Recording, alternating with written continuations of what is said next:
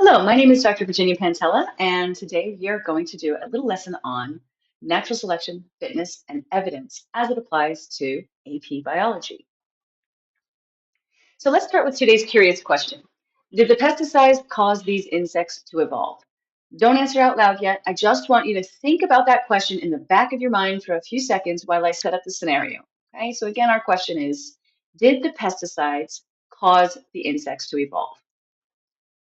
Here's our scenario. We have a population of insects. There's variation in that population. Some insects are more resistant to a particular pesticide than others. We repeatedly expose those populations to the pesticide. And after several generations, we notice that the pesticide resistance has become much more common. So here's the question I want you thinking about through this lesson. What caused that change? And more importantly, how could we use biological evidence to support our explanation? By the end of this lesson, you're going to be able to take data like this, identify the pattern, explain the mechanism, and connect it back to evolution.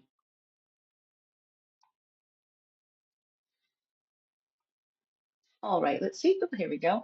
Let's go ahead and make this experiment even more specific. Okay, so again, going back, our curious question remains, did the pesticide cause these insects to evolve? Okay, you're probably starting to form some really good ideas right now of how to answer this question. And I'm going to push it a little bit further. Let's, like I said, make this more specific. Our initial population contains insects with different levels of pesticide resistance, right? And each generation is exposed to the same pesticide concentration. What happens? Right, the insects that are more susceptible are more likely to die, and the insects with greater resistance are more likely to survive. But here's the part that's really important for AP biology. Survival by itself is not the whole story, right? So what do those surviving insects do? They reproduce, exactly, and their offspring make up the next generation. So if resistant insects are more likely to survive and reproduce, the characteristics associated with resistance can become more common in the population. Okay? So that's why we are measuring the percentage of resistant insects across generations. We're looking for evidence of change in the population. So now I'm going to stop talking for a second because this is where you become the scientist. Don't worry about explaining the mechanism yet, just look at the data.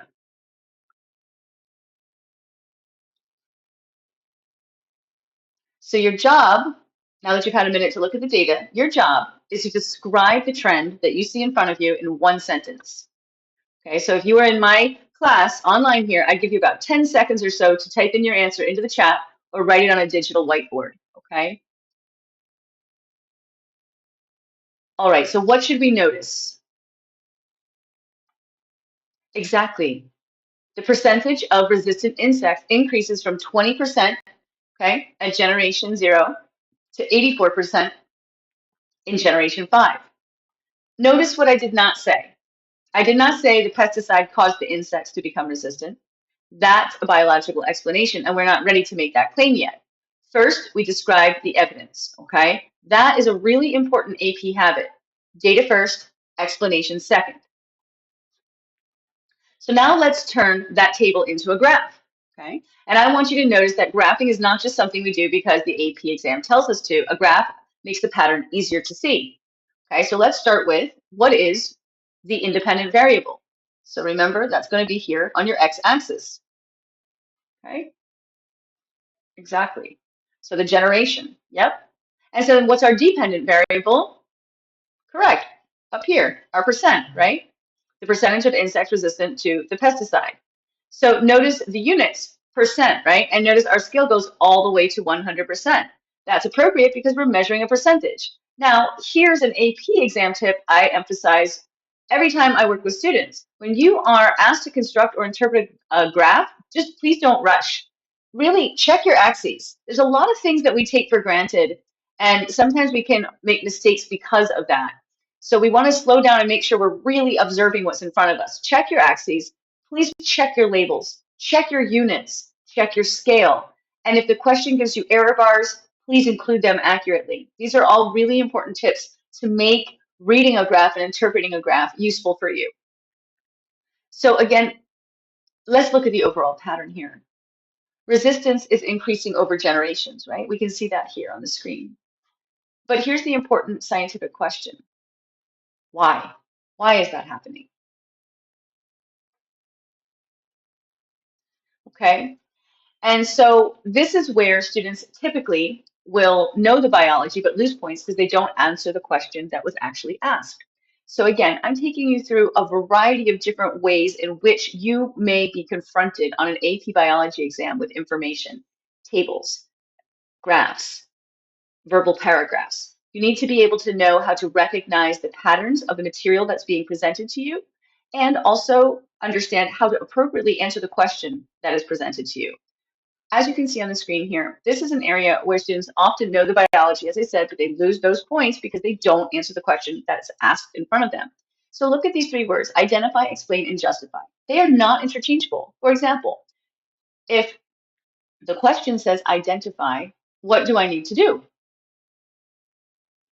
Yep, just give an observation. Yep, just give the observation.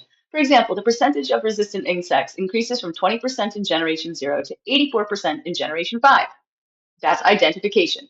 I do not need to write a paragraph about natural selection. Okay. Now the verb changes. Explain how natural selection could have produced the trend. Now I need a mechanism, right? So a strong answer might be the population contained variation in pesticide resistance. Individuals with greater resistance were more likely to survive pesticide exposure and reproduce, causing resistance to become more common in subsequent generations.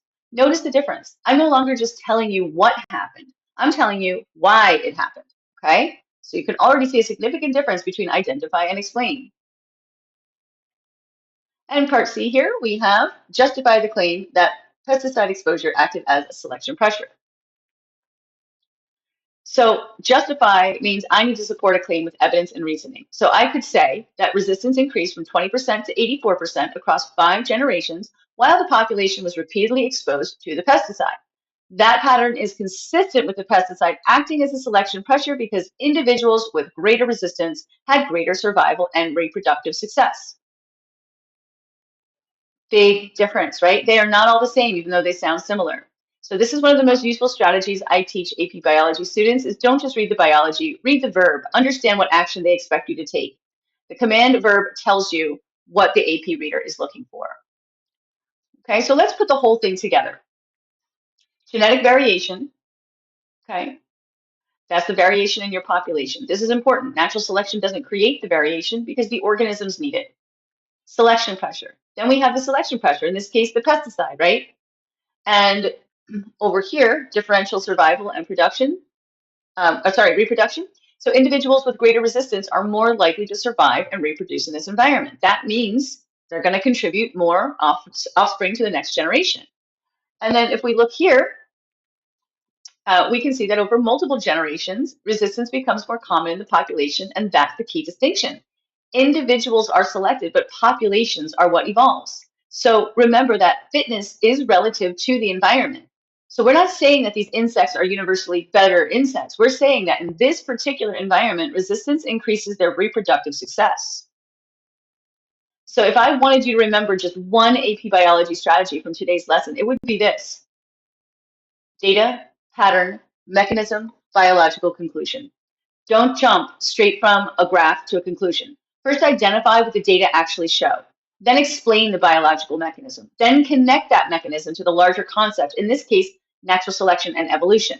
And that, ladies and gentlemen, is the kind of thinking that allows you to tackle unfamiliar AP biology free-response questions, even when you've never seen that exact scenario before.